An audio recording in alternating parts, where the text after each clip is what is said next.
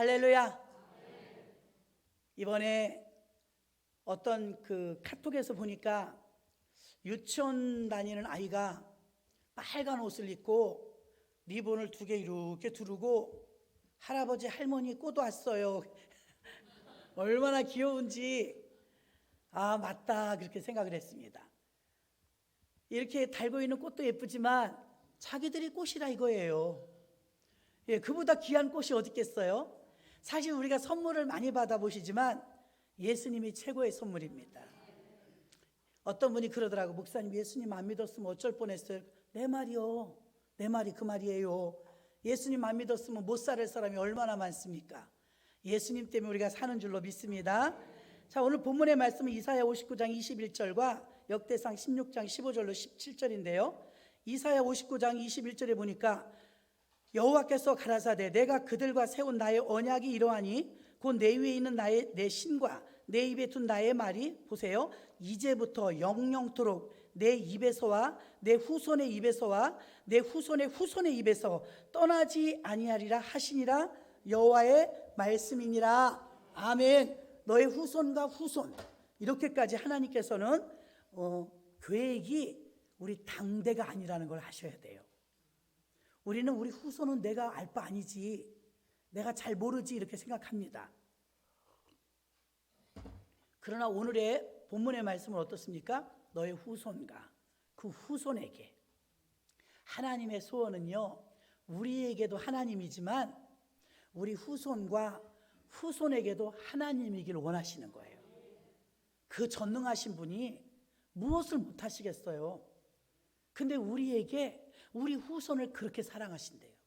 그러니까 여러분이 많은 하나님 앞에 아름다운 예쁜 일들을 많이 해도 가장 귀한 것은 3세대 신앙이 되어서 3대 4대가 막 전통을 이어가며 후손이 교회 나온다면 그보다 더 귀한 선물은 없는 줄로 믿습니다.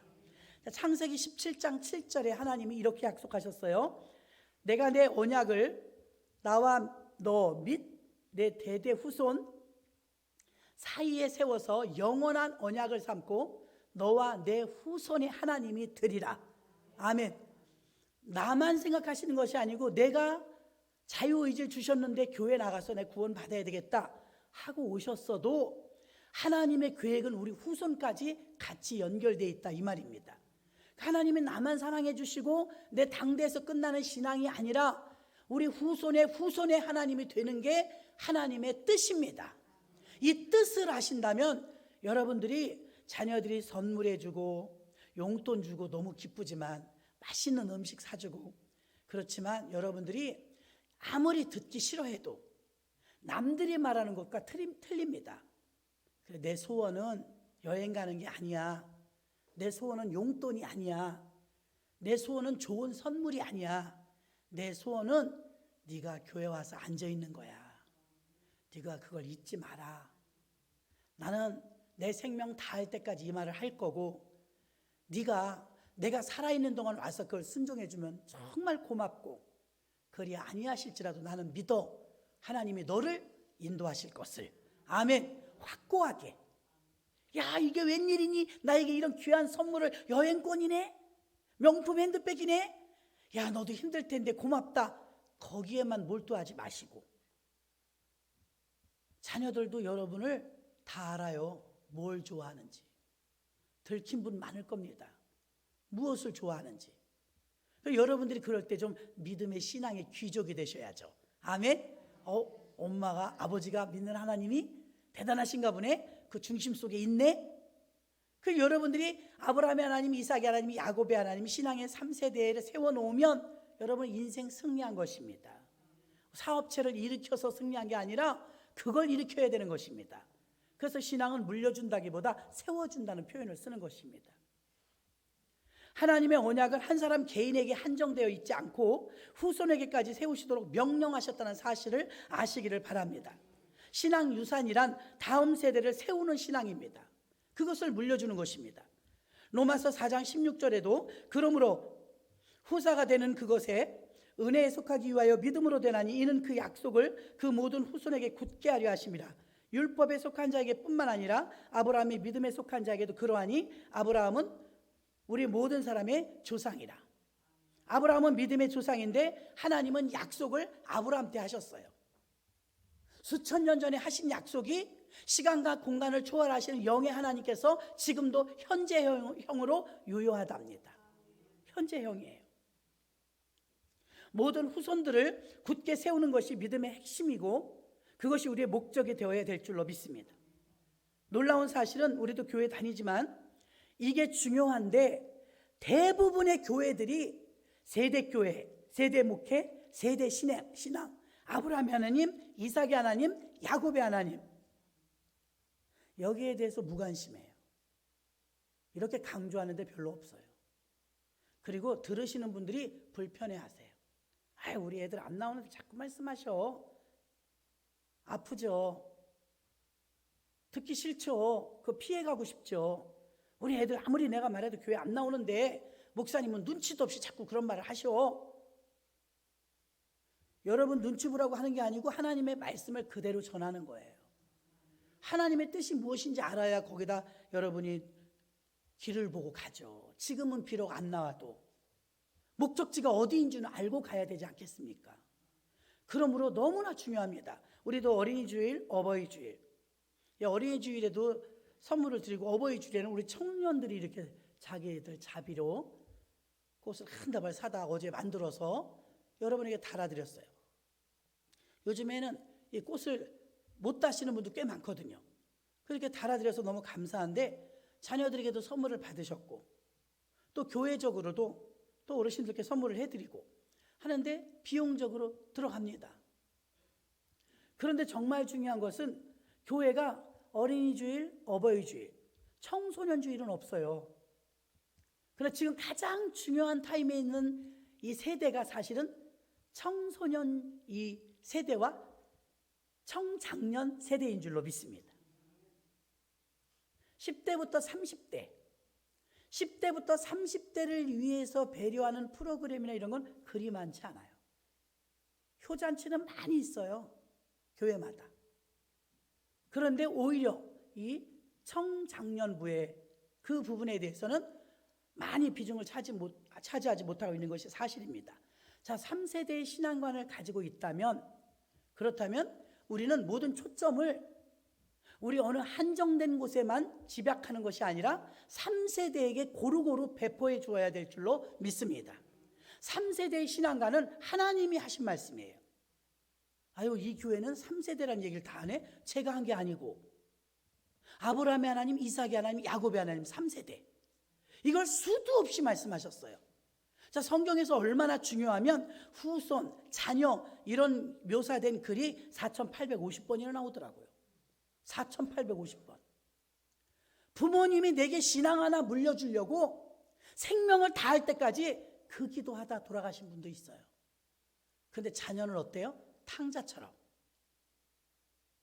열심히 주를 위해 살지 않고 딴 생활을 하고 있다면 그 부모님의 죽음도 아깝죠. 여태 무한 것입니까? 부모 세대와 나의 세대와 자녀 세대의 신앙이 독립이 아니고 분리된 것이 아니라 이음줄이 되어야 될 줄로 믿습니다. 이음줄. 우리들이 이음줄이에요. 우리 부모님에겐 제가 이음줄이고 우리 자녀들에게도 제가 이음줄이에요. 우리 교회도 4대가 나오시는 가정이 있는데 4대 나오시고 3대 나오시고 이게 가장 큰 자랑이지. 우리 몇 평짜리 아파트 살아, 우린 차를 몇 cc 타, 이거 자랑하는 데가 교회가 아닙니다. 이 세상 우주 만물이 하나님 것인데 아무리 많은들 뭐 비교나 되겠습니까? 하나님 앞에. 그러나 아브라함의 하나님, 이삭의 하나님, 야곱의 하나님, 우린 요셉까지 나와. 그것보다 귀한 것은 없는 줄로 믿습니다. 자녀들 우르르 데리고 저 초등학교 다닐 때 그림 그리기에서 상 탄 거 하나 있습니다. 딱 한 번 타봤는데 그게 교회 가는 모습이었어요. 그때 아버지가 교회를 안 다니셨거든요. 아버지 빠진 우리 식구 다 교회를 다녔어요.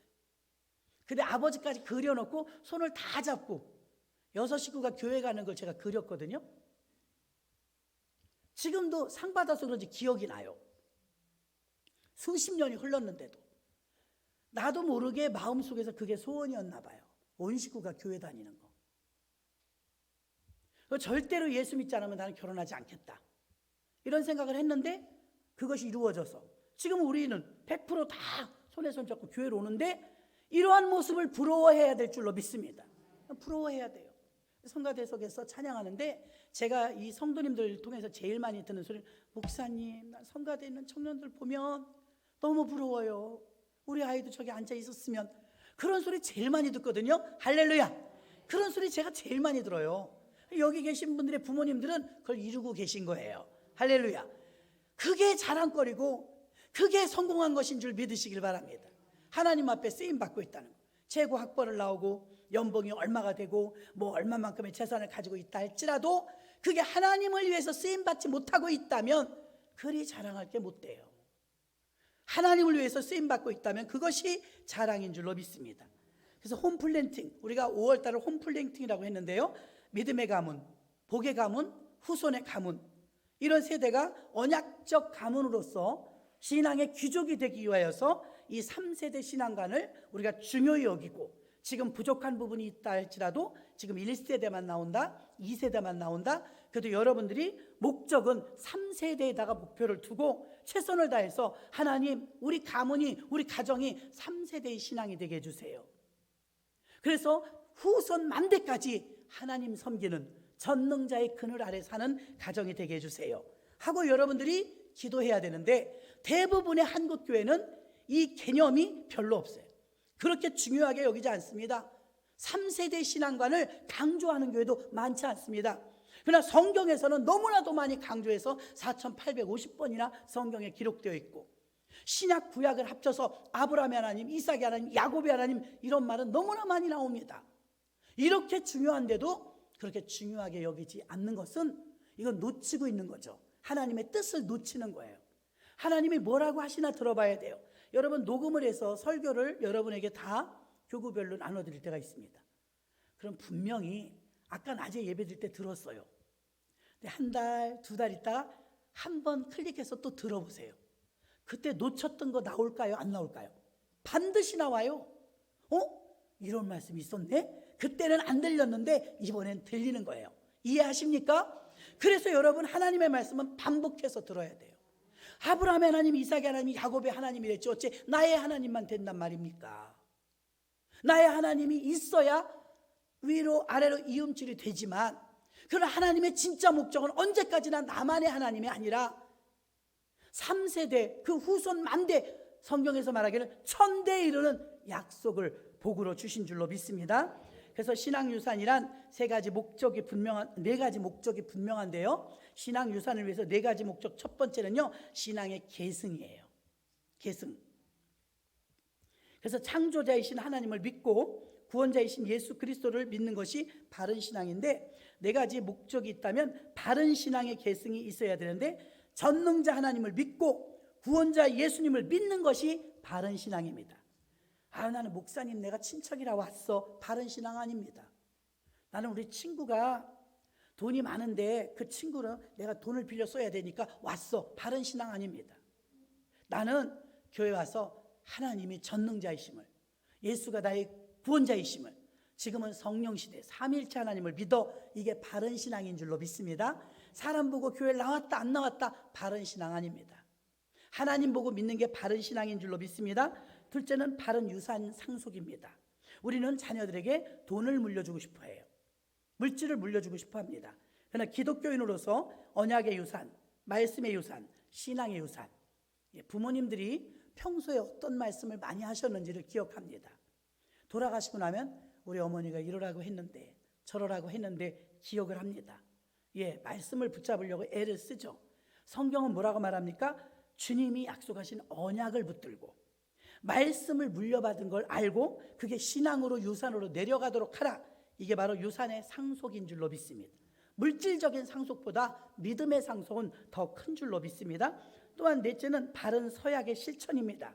서약이란 하나님께 맹세하고 약속한 것으로 반드시 지켜야 하는 것이죠. 신앙 유산은 기독교 신앙을 물려주기 위한 하나님의 약속을 순종하고 결단하는 것인데, 아멘 하는 것입니다. 하나님의 뜻대로 아브라함의 하나님, 이삭의 하나님, 야곱의 하나님이 되도록 최선을 다하겠습니다. 내가 생명이 붙어있는 한 이것을 위하여서 올인하겠습니다 하고 여러분들이 서약을 해야 될 줄로 믿습니다.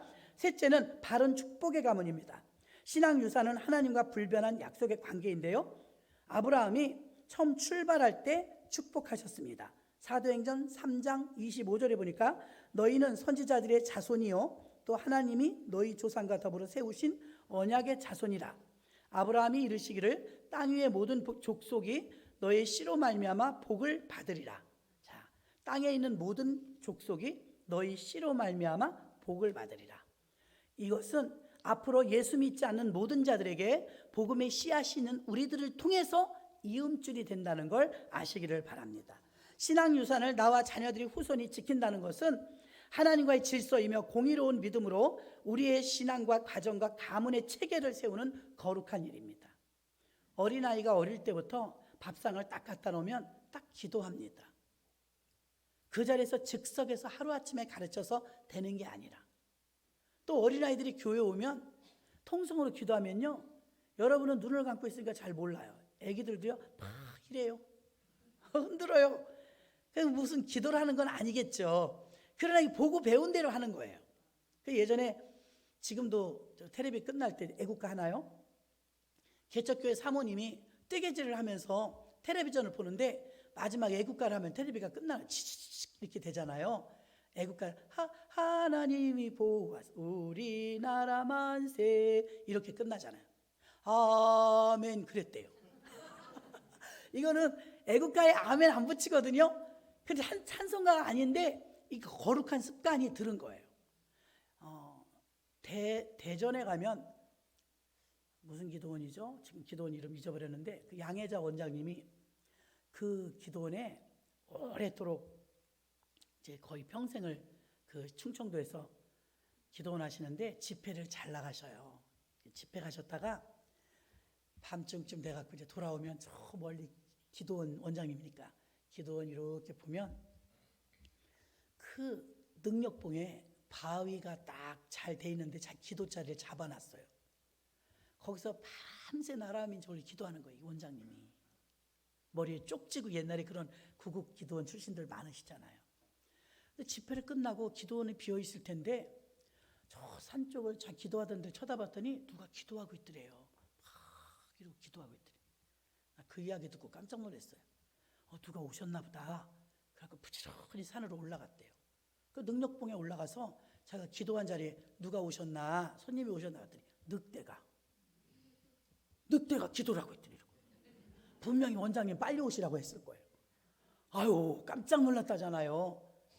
여러분 서당계가 3년이면 풍어를 읊는다는데 풍어리 뭔지도 모르죠. 요즘 아이들은요. 그 바뀌었어요. 요즘에 식당계 3년이면 라면 끓인다. 그 바뀌었거든요. 개도 따라한다는 거예요. 똑같은 모습을 계속 보면, 강아지 잘 보세요. 주인 닮지. 주인 닮아요. 그래서 여러분 아이들이 보고 배우는 거지 가르친 대로 살지 않고 보여준 대로 살아요. 이게 무서운 거죠. 가르친 대로, 가르치는 건 어느 부모가 자기가 강도라도 똑바로 가르치죠. 술 많이 드시는 약주 드시는 아버지가 너 임마 술 먹으면 안 돼. 그래도 그 자식 술 먹어요. 왜 그러느냐? 가르친 대로 살지 않아요. 보고 배운 대로 살아요. 예전에 조카들이 어릴 때 보니까 소꿉장난하는데 얼마나 웃었나 몰라요.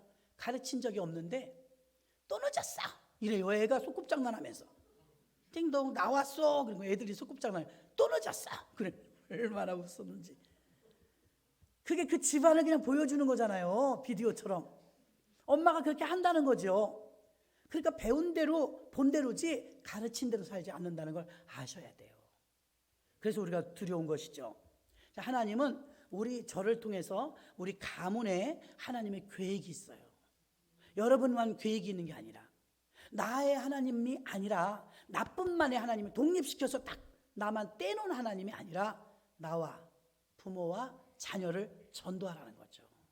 그래서 이음줄이 되기를 원하십니다. 내가 권사님이고 내가 열심히 신앙생활 했는데 내 자녀와 후손이 교회를 나오지 않고 끊어져 버린다면 하나님의 뜻이 아니에요. 하나님 뜻은 아브라함의 하나님, 이삭의 하나님, 야곱의 하나님, 요셉의 하나님, 다윗의 하나님, 그리고 예수 그리스도가 그 가문을 통해서 탄생하신 줄로 믿습니다.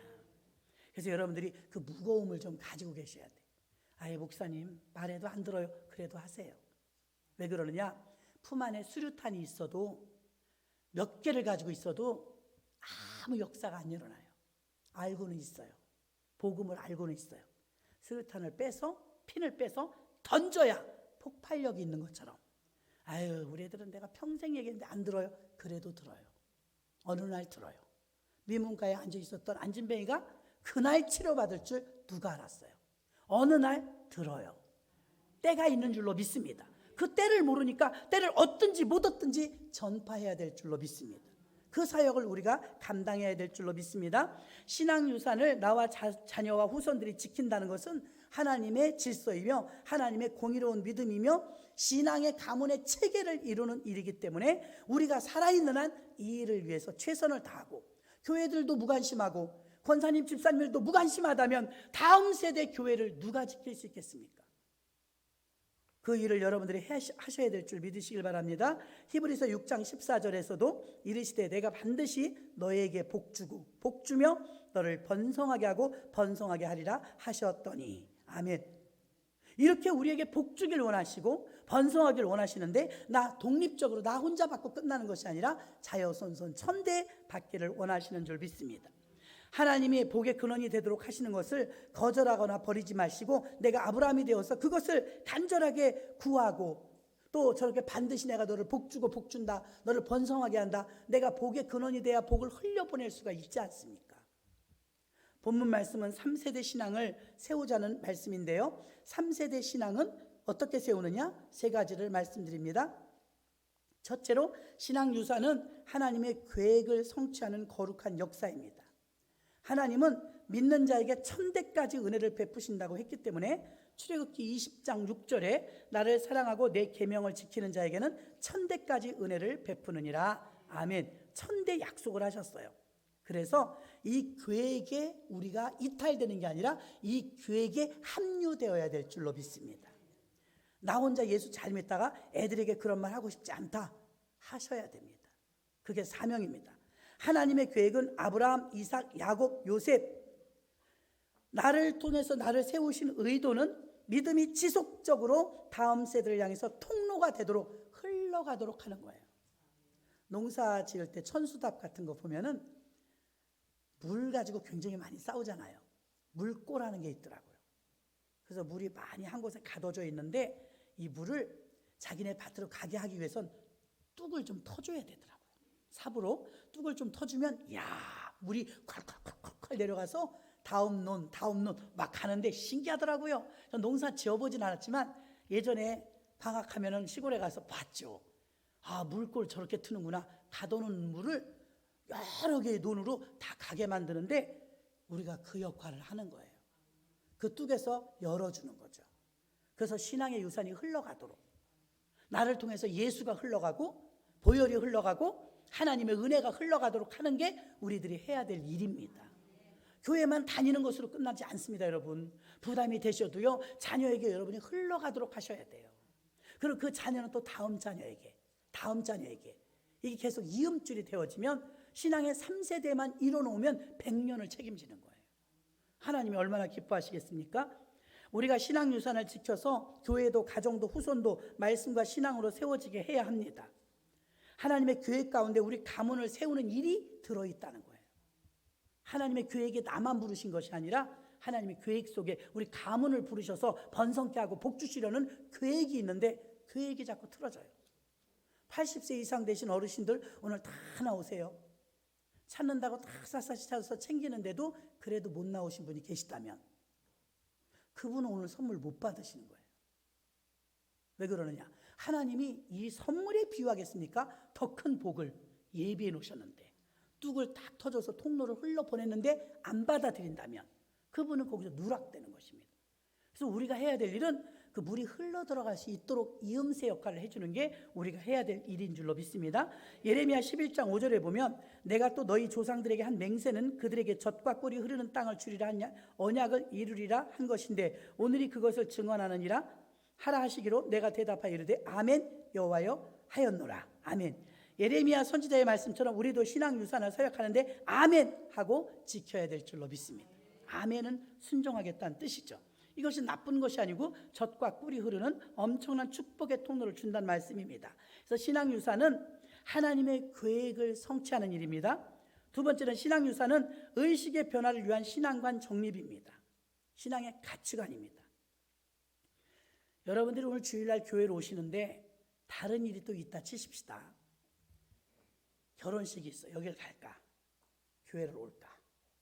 그런데 결혼식장도 가야 되는데 친척인데 교회로 가자. 이렇게 결정했을 때는 교회의 가치를 더 높이 둔 거예요. 결혼식에 가는 가치보다 그것도 중요하지만 왜? 교회에 오는 가치를 높이 뒀기 때문에 내 몸이 이쪽으로 온 거예요. 이게 너무나 중요한데요. 하나님의 계획도 마찬가지입니다. 이 신앙관이 신앙에다 가치를 딱 높이 두면 여러분들이 자녀들에게 그 말이 나가요. 근데 여러분 자체가 한국교회 지금 그게 문제입니다. 이음 역할을 안 해줘요.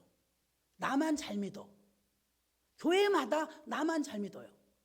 자녀들과 손에 손을 잡고 나오는 게 하나님 뜻인데 나만 열심히 나와요. 그것도 안 하는 사람에 비하면 너무나 좋은 거죠. 그러나 중심은 알아야 돼요. 하나님의 뜻은 나만 잘 나오는 게 아니에요. 나의 자손에게까지 이게 흘러가도록 하는 것인 줄 믿습니다. 그리고 여러분의 한국교회와 우리 마음 속에서부터 이 부담감이 조금 있어야 돼요. 우리 애들 교회 나와야 되는데, 우리 며느리 전도해야 되는데, 뭐 이런 부담감들이 여러분에게 있어야 돼요. 아유, 듣기 싫어하니까 하지 말아야지. 아닙니다. 그게 여러분이 잘못했던 이 가치관에 대해서 신앙관의 가치관을 야치본 거예요. 아유, 뭐 나만 열심히 나가면 되지. 한번 나갔다 또 빠져봐. 왜 빠졌냐고 다 물어보잖아. 내가 우선이에요. 한 번 나왔다 못 나오더라. 한 번 나오고 5번을 못 나오더라도 여러분 사력을 다해서 한 번 나오게 하셔야 합니다. 하나님께 그렇게 맡겨요. 앉혀놓고 하나님이 좀 붙잡아 주세요. 남편이 안 나오고 부인이 안 나오고 부모님이 안 나오고 자녀가 안 나오는데도 아유, 가기 싫으면 간더라. 나만 가지. 그렇게 하시면 안 돼요, 여러분. 힘들어도 자꾸 권면하고 그 가치관을 여러분이 어디에 두었느냐에 따라서 그 결과는 나올 것입니다. 가치관을 높이 두라 이 말입니다. 믿음에 가는 것까지는 오직 나로 인하여 이 믿음이 중단되지 않아야 가능합니다. 내가 신앙생활을 하다가 중도에 탈락하잖아요. 너무너무 힘든 일입니다. 다시 이어주면 희생이 따라요. 그만큼 마귀의 공격도 커요. 그러나 내가 희미하고 믿음은 연약하다 할지라도 계속 이 역할을 감당하고 믿음을 지속적으로 여러분이 중단하지 않고 지켜나가면 훨씬 윗세대와 아랫세대를 이끌어오는데 쉬운 줄로 믿습니다. 나도 잘 믿어야 되지만 내가 근거가 되어서 아래 위로 이분들을 주께로 인도하는 역할을 하는 이음줄이라는 것을 잊지 마시기를 바랍니다. 믿음 세대는 과거 세대와 현재 세대와 미래 세대입니다. 과거 세대는 선조들이 활동한 세대이고 현재 세대는 지금 우리의 당사자들이고 미래 세대는 우리 자녀들의 세대입니다. 신앙 유산은 오늘의 세대로부터 다음 세대까지 이어지는 미래교회의 변혁인 것입니다. 그래서 우리의 의식과 인식이 정신이 모두가 다 의식을 바로 가지고 있어야 되는데 우리 어른들이 이 의식이 그런 의식이 별로 많지 않다는 것입니다. 내가 노년에 심심하니까 그냥 교회 가서 나나 잘 다니지 아이들 바쁜 아이들 뭐 가자 그래 이렇게 생각하기가 쉽습니다. 그러나 우리가 그렇게 생각해서는 아니 된다는 걸 아시기를 바랍니다. 또 부모라면 부모의 의식이 있어야 돼요. 내가 자녀를 기르는데 밥도 안 해줘요. 우리 자녀가 있는데 어머니가 맨날 밤마다 늦게 들어가요. 내가 집에 자녀가 있는데 어머니가 술 취하시고 밖으로 막 여행 다니시고 집에 잘 안 들어오세요. 부모 의식이 없는 거예요. 부모가 부모 의식이 있다면 아이들을 챙겨주고 빨래도 해주고 밥도 해주고 이 의식이 기본으로 있어야 되잖아요. 기본 의식이 없으면 그 기본적인 거 안 합니다. 마찬가지입니다. 애국도 나라에 대해서 애국 의식이 있어야 돼요. 우리나라를 소중히 여기고 나라를 아끼고 우리나라를 걱정하고 이런 애국 의식이 있어야 합니다. 그게 나라를 사랑하는 거죠. 교회 오면 집사, 권사, 장로, 안수집사 있습니다. 직분자는 직분자 의식이 있어야 돼요. 그래도 내가 집사인데 교회 가야지. 그래도 내가 성가대인데 빠지면 안 되지. 그래도 내가 장로인데 부족해도 내가 장로인데 기도 좀 더 해야지. 이런 의식이 있어야 되지 않겠습니까? 목사는 말할 것도 없죠. 목사님이 똑같이 큰일 났어. 왜? 목사님 시험 드셨대. 여러분 말이 됩니까 여러분? 큰일 났어. 왜? 목사님 오늘 교회 안 나오신대. 말이 되냐고요 여러분? 목사는 목사의 의식이 있어야죠. 여러분도 마찬가지 의식이 그렇게 중요한 거예요. 직분의 의식, 부모의 의식, 교회의 플랜터로의 의식. 뭐 나만 그냥 혼자 가서 예수 믿으면 된다 이런 의식이 아니라 우리는 하나야. 다 같이 교회를 세워야 돼. 이런 의식을 가져야 될 줄로 믿습니다. 부모가 부모의 의식이 없으면 자녀들은 불행한 거예요. 책임의식이 있어야죠. 자녀를 낳았고 자녀를 양육하려면 부모로서 그 의식이 있어요. 책임의식. 그걸 말하는 것입니다. 시편 132편 12절에 보니까 내 자손이 내 언약과 그들에게 교훈하는 내 증거를 지킬진대 그들의 후손도 영원히 내 왕위를 앉으리라 하셨도다. 아멘. 교회에서 중심을 작년 세대에서 이제 다음 세대로 전환하며 어떻게 하면 후손 세대를 책임지고 준비할 것인가. 철저한 변화를 시도하며 매년 지속적으로 신앙유산을 되새김해야 됩니다. 우리는 5월달 내 신앙유산 강조합니다. 그 위로는 어르신들 잘 섬기고 아래로는 아이들 사랑하고 그런 행사로 끝나지 말고 가정과 자녀와 후손들이 이 신앙유산을 소중히 여기고 지켜나가도록 가치관과 우리 의식이 전환되어야 될 줄로 믿습니다. 세 번째는 신앙유산은 교회의 생존과 유지를 위해 필수입니다. 아까 묵상을 하고 기도하는데 그런 마음이 들어요. 이게 참 오늘 클라이막스라고 할 수 있는데 기독교인의 결혼관, 결혼하지 않은 분들 잘 들어보세요. 저도 그걸 몰랐어요. 모태신앙인데도 그냥 남녀가 사랑해서 양가 부모님이 어느 정도 허락하면 우리 사랑하니까 결혼한다고 생각했어요. 거기 이의를 달지 않았어요. 둘이 사랑하면 됐지 뭐. 자기들끼리 좋으면 나는 반대 안 해. 이런 생각 우리 많이 가지고 있어요. 그런 결혼관 아닙니다. 이 가정의 달에 이 결혼관 하나 분명히 알아야 돼요. 기독교인이라면. 자, 신앙유산은 이게 이슬람권 문화들은 오히려 결혼관이 철저한 신앙관이에요. 이슬람 같은 데는 결혼관이 신앙관이에요. 자기네 교리대로 결혼해요. 그 후손을 막 어떻게 합니까? 충만하게 만들죠. 그런데 오히려 기독교인들은 유럽에 있는 수많은 교회들이 건물은 좋은데 텅텅 비어간다는 소리 많이 들으셨을 거예요. 우리가 지금 가지고 있는 가치관 그대로 가면 그렇게 됩니다. 나만 예수 잘 믿고 땡! 그러면 언젠가 비어요. 교회는. 교회 안은 언제나 무브먼트의 생명운동이 일어나야 되는데 다음 세대를 이어나야 되는데 그게 안 되면 어떻게 되겠습니까? 자녀 세대에 대해서 별로 관심이 없고 의식이 없어요. 전도는 어때요? 우리도 토요일마다 전도하지만 토요일마다 몇 분 나오실 것 같아요? 10명 미만이에요. 10명 미만.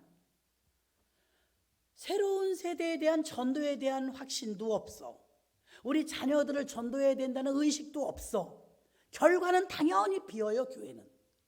교회의 생존을 위해서도 예수 그리스도의 명예를 위해서도 여러분 이 일은 너무나 중요한 줄로 믿습니다. 딱 전도는 두 가지예요. 자녀 전도, 그 다음엔 불신자 전도예요. 불신자 전도 얼마나 관심 갖고 계세요? 별로. 자녀에 대한 투철한 신앙관 얼마나 갖고 계세요? 뭐 안 오는 걸 어째 할 수 없지. 이 정도예요. 한국교회가 큰일 났다니까요. 그래서 이거 긴박성을 가지고 있지 못하기 때문에 해이해진 마음 상태이기 때문에 우리 교회에 미래가 없다는 거예요. 이거는 교계에서 공공연하게 나온 문제입니다. 그래서 한국교회 위기다 이런 소리가 나오는 거예요. 전도 안 합니다. 남을 전도하지 못하면 가족이라도 전도해야 되는데 가족은 좀 쉽잖아요. 그래도 가족이 사실 더 어려워요. 더 어려운데도 무슨 말을 해도 내쫓진 않잖아요. 가족은. 교회가 만약에 이대로 간다면 교회는 반드시 쇠퇴합니다. 고령화로 되어버리고 맙니다. 교회의 지속적인 생존을 위해서도 하나님의 영광을 위해서도 한국교회가 위기임은 분명합니다. 코로나 이전에도 기독교인의 감소와 교회 쇠퇴 현상이 일어났지만 2000년 이후에 가장 심각하게 교회가 어려움을 겪고 있습니다. 이것이 교회의 지금 과제입니다. 하나님의 걱정거리를 나와 상관없다고 한다면 어떻게 그 하나님께 우리 기도 제목을 다 아뢰일 수 있겠습니까? 그래서 교회의 생명력은 자녀 전도와 자녀 복음화와 세상 사람을 복음화시키는 것 두 가지밖에 없어요. 세상 사람을 전도하는데 최선을 다하든지 아니면 우리 자녀들을 전도하는데 최선을 다하든지 두 가지 중에 하셔야 교회가 계속 생존할 수 있고 생명운동이 일어날 수 있는 줄로 믿습니다. 세상 전도도 하지 않고 자녀 세대에 대한 신앙유산 계승도 소극적이고 무관심한 게 사실이에요. 그래서 교회가 어렵다는 것입니다. 이대로 가다 보면 유럽처럼 건물만 남는 교회들이 많이 나오게 될 것입니다. 그게 나하고 무슨 상관이 있느냐? 주님의 소원을 이루어드리지 못한 거죠. 하나님의 뜻을 이루어드리지 못한 것이죠. 그래서 교회는 몸부림쳐야 합니다. 잠에서 깨어나고 자각을 해야 됩니다. 의식을 가져야죠. 3세대 신앙관을 가지시기를 바랍니다. 그래서 교회는 지금 모인 사람들 세대는 물론 다음 세대, 후손 세대에 초점을 맞추는 세대교회로 성장과 변화가 있어야 하는데 전도, 기도, 예배, 훈련, 지원, 섬김, 봉사, 어른들을 위해서만 하는 것이 아니라 청소년들을 위한, 세대를 위한 아낌없는 투자도 해야 될 줄로 믿습니다. 하나님은 교회가 다음 세대, 후손 세대를 위한 믿음의 계승을 위해서 하나님의 거룩한 신앙 유산을 물려주는 교회가 되기를 너무나 바라고 계십니다.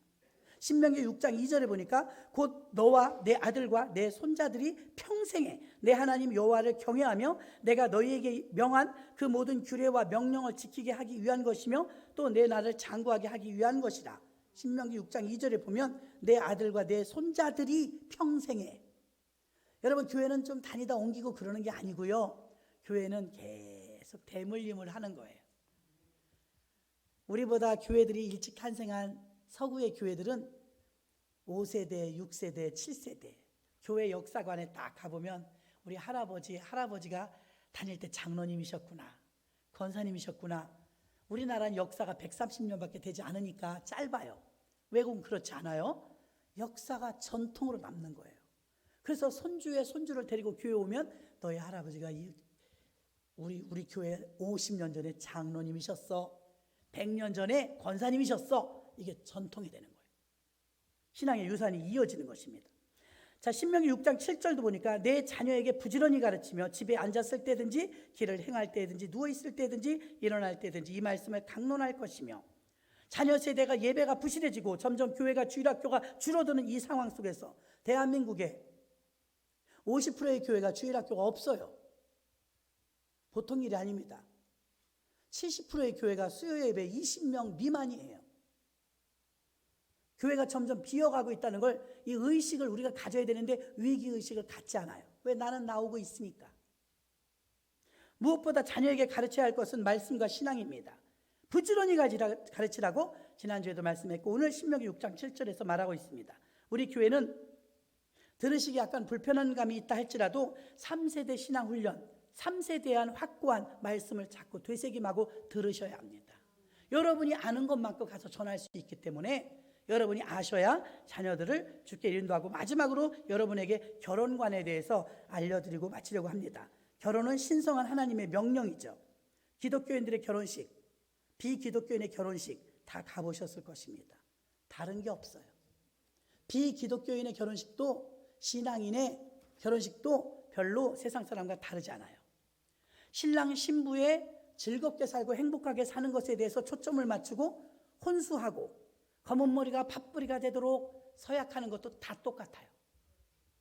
비기독교인과 기독교인이 결혼이 보면 똑같다 이거예요. 똑같으면 안 돼요. 왜 그러느냐? 세상 사람들과 부모님들은 자기들만 좋다면 된다. 둘이 육체적으로 사랑하면 결합해서 둘이 아들, 딸 낳고 잘 살면 되지. 이게 통념적으로 알고 있는 결혼관이에요.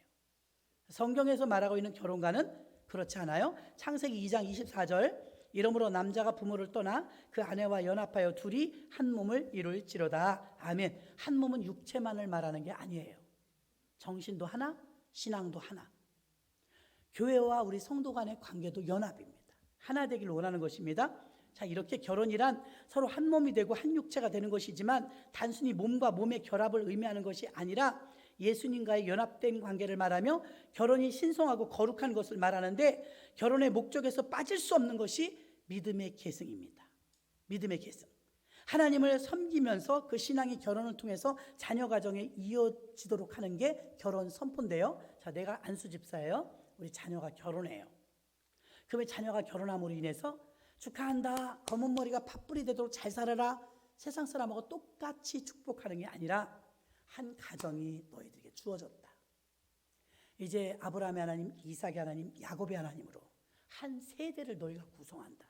역사적인 사명을 가져야 하고 아들, 딸 낳고 살아나가야 되면 그 자손에게 너희도 이음줄이 되어서 신앙의 축복의 통로가 흐르도록 하는 한 출구가 마련된 것이니 그것을 선포하는 게 결혼인 줄로 믿습니다.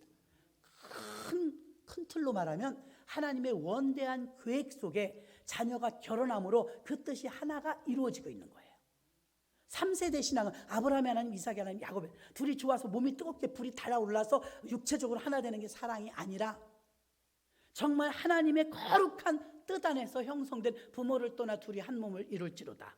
부모를 떠나서 한 가족을 구성함으로 책임감과 사명이 생기는 것이며 아브라함의 하나님, 이삭의 하나님, 야곱의 하나님 이제 세대가 하나 결성됨으로 말미암아 하나님의 큰 뜻을 한 단계 이루어내는 역할이 그 사명이 결혼입니다. 그래서 하나님과 하나 되는 가정, 하나님을 최고로 섬기는 가정, 부부가 사랑으로 하나 되는 가정, 그래서 자손 후손에게 신앙을 이어주는 가정, 그 역할을 하는데 이음줄의 역할을 한 고리를 연결했다고 보는 게 결혼입니다. 부모를 떠나 부모랑 같이 있을 때는 부모 세대에 같이 들어있는 거예요. 부모를 떠나 다른 세대를 형성했습니다. 그럼 아브라함의 하나님, 이삭의 하나님으로 연결고리가 되는 게 결혼식 날입니다. 결혼의 의미는 이제 한 세대를 책임지는 그런 막중한 책임의 자리에 있다고 여기고 그 결혼이 하나님의 사명을 완수하는 첫 발을 디뎠다는 그 사명감으로 결혼을 해야 될 줄로 믿습니다. 기독교인이나 똑같이 검은 머리가 팥불이 되도록 서로 이해하고 존중하겠느뇨? 네, 그 서원만 합니다. 그러나 창세기 17장 7절에서 말한 너희 후손과 너희 후손을 향해서 하나님의 계획을 알려주는 그 계획 속에 너희가 들어있으며 너희 가정이 드디어 탄생했다. 그러므로 그 가정 하나님의 복 주실 것이며 번성할 것이며 그 가정을 통해서 후손의 후손이 연결되는 고리가 이어짐으로 너희 가정이 드디어 탄생했다. 하나님의 뜻을 이루기 위하여서, 번성케 하기 위하여서. 결혼을 육체적으로 좋아서 결혼하는 것으로 끝나는, 우리 둘이 사랑하니까 좋아서 결혼하는, 나만 행복하면 되는 게 아니라 내가 결혼함으로 인해서 후손까지 보장을 받아야 될 줄로 믿습니다. 내가 결혼함으로 인해서 하나님이 그렇게도 원하시는 후손 천대에 이르는 복의 가문의 고리를 내가 하나 또 연결했구나. 그것이 결혼입니다. 기독교인의 결혼과는 어떤 선포를 해야 되겠습니까? 드디어 우리도 아브라함의 하나님, 이삭의 하나님, 야곱의 하나님 신앙의 유산이 물려졌습니다. 그 역할을 담당하기 위해서 저는 지금 결혼의 자리에 섰습니다. 둘이 좋아서 뜨겁게 사랑하려고 행복하려고 결혼이 아니라 우리의 행복은 덤으로 오는 것이고 더불어 이 가문에 흐르는 신앙의 유산이 드디어 한 가정 또 승리하고 성공했습니다. 이 역할이 결혼관인 줄로 믿습니다. 아들, 딸 낳아서 자녀들에게 후손에게 신앙을 물려주는 것. 그러니까 청소년들이 결혼에 대해서 막연히 예쁜 여자, 예쁜 멋진 남자 이것에 대해서 틀에 박혀 있지만 내 마음에 듣고 성격이 맞고 취미가 맞는 사람을 고르는 게 아니라 하나님이 보실 때 합당한 가정인가? 그렇다면 아브라함처럼 내가 예수 믿는다면 상대도 예수 믿어야 합니다. 왜 그러냐? 제가 잘 아는 결혼 전에 아주 예수 잘 믿던 자매님이 결혼하는데 정말 둘이 뜨겁게 사랑했어요. 교회도 나가겠다고 약속을 했지만 예수 안 믿는 사람이었습니다. 10년을 울고 기도하더라고요. 10년을. 남편 예수 믿게 해달라고. 결혼할 즈음에는 총각 때부터 좀 나오더니 첫애 낳자마자 안 나와요. 지키긴 뭘 약속을 지킵니까? 안 지킵니다. 그래서 신앙의 유산이 그 가문에서 가문으로 물려가려면 신앙인은 신앙인과 결혼해야 될 줄로 믿습니다. 그래야 부모님의 시름도 덜어질 뿐만 아니라 자기도 편안하게 살아요.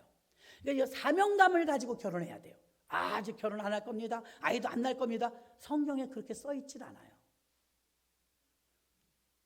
하나님은 자손이 번성하고 또 충만해지고 이어지는 게 하나님의 뜻입니다.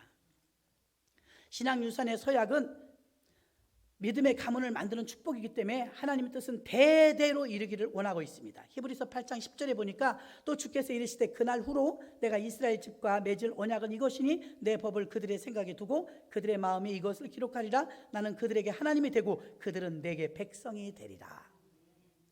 나는 그들의 하나님이 되고 후손에게도요, 그들은 나의 백성이 되리라. 하나님 백성이 되길 원하십니다. 십계명에 나오는 십계명 2계명에도 말합니다. 너는 그것들에게 절하지 말며 그것들을 섬기지 말라. 나 여호와 나 하나님은 질투하는 하나님인즉 나를 미워하는 자의 죄를 갚되 아비로부터 아들에게 3, 4대까지 이르리니 나를 사랑하고 내 계명을 지키는 자에게는 1000대까지 은혜를 베푸느니라. 하나님을 믿고 따르지 않으면 3, 4대까지 저주가 임하고 하나님을 믿고 따르면 1000대까지 복을 주신다고 말씀하고 있습니다. 신명기 5장 10절에서도 나를 사랑하고 내 계명을 지키는 자에게는 1000대까지 은혜를 베푸느니라. 곳곳에서 1000대 여러분 세보세요. 영원이에요. 영원히. 1000대는 굉장히 긴 겁니다. 그러므로 4850번이나 성경에서 후손과 자녀에 대해서 말하고 있습니다. 하나님의 관심은 여러분의 다음 세대가 신앙이 이어지는 건데 우리의 관심은 현대에 받는 복이에요. 현대에 받는 복. 하나님하고 우리하고 생각이 좀 다르죠? 하나님의 뜻이 이 땅에서 이루어지도록 여러분 신앙관을 가지시고 아브라함부터 계획하신 하나님의 뜻이 모든 세대를 통해서 믿음이 계승되길 원하십니다. 그래서 신앙의 가족을 세우시려면 신앙유산인 하나님의 계획을 성취하는 거룩한 역사이며 우리 의식이 변화되어야 하며 신앙관을 정립해야 합니다. 또한 교회가 생존하기 위해서 유지를 위해서도 하나님의 뜻을 위해서도 우리는 다음 세대로 연결고리가 되어져야 하고 믿음의 가문을 만드는 그 축복된 반열에 우리 모두가 들어가시기를 주님의 이름으로 축원합니다. 하나님 아버지 감사합니다. 한 2분만 기도하겠습니다. 진심으로 생각나는 그분을 위해서 예수님 구원받게 해달라고